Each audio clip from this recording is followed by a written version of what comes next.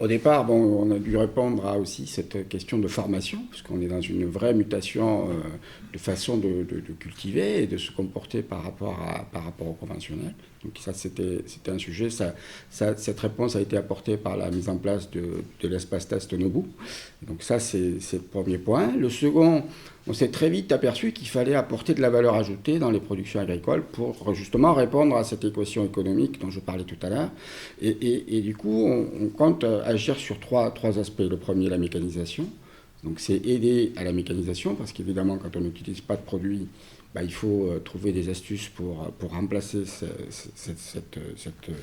cette opération. Ensuite, apporter de la valeur ajoutée avec la légumerie, parce que justement, en transformant les produits, on leur donne une durée de commercialité plus importante, mais on leur donne aussi de la valeur ajoutée. Donc très vite, la légumerie est arrivée sur le tapis, et aussi cette volonté de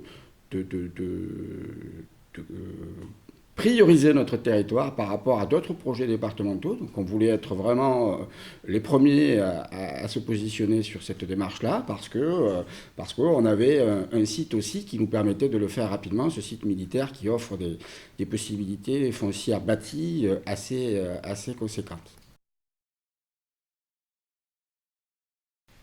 On est complètement dans cette idée-là, parce qu'on voit bien que c'est un écosystème qu'il faut construire, et que cet écosystème doit bénéficier à l'ensemble de la vallée. C'est une démarche de vallée qu'il faut bâtir, et on voit bien que les questions de désenclavement viennent aussi, en toile de fond, essayer de répondre à cette problématique. Parce que toutes ces matières premières, il va bien falloir les massifier quelque part, parce que c'est la commercialisation et la distribution qui sont des vraies problématiques in fine.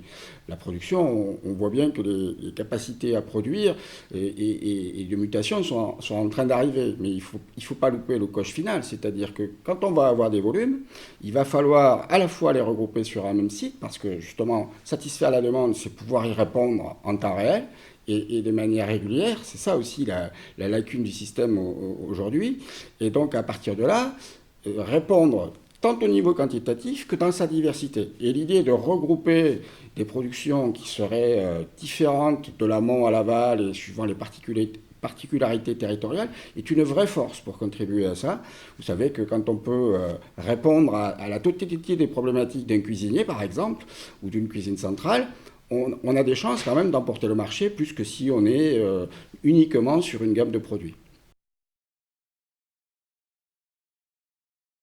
Bah, je crois qu'aujourd'hui, on a vraiment encore besoin de trouver des hommes pour le faire.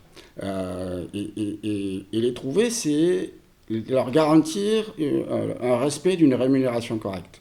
Et ça, c'est quelque chose qui est dans nos esprits, mais qui n'est pas facile à construire, parce que ça suppose, de par les aléas climatiques et donc les aléas de production, de mettre en place un système assurantiel, de permettre aussi de créer des perspectives sur du moyen et long terme pour que les gens s'engagent, puisque l'engagement professionnel ne se fait pas sur une année ou deux ou trois. Un parcours professionnel s'envisage sur du moyen ou long terme. Donc il faut qu'on crée des perspectives à la fois foncières pour que les gens s'implantent. Garantir les terres. Garantir les terres, évidemment. Et garantir des revenus. Et garantir des revenus. Voilà l'idée.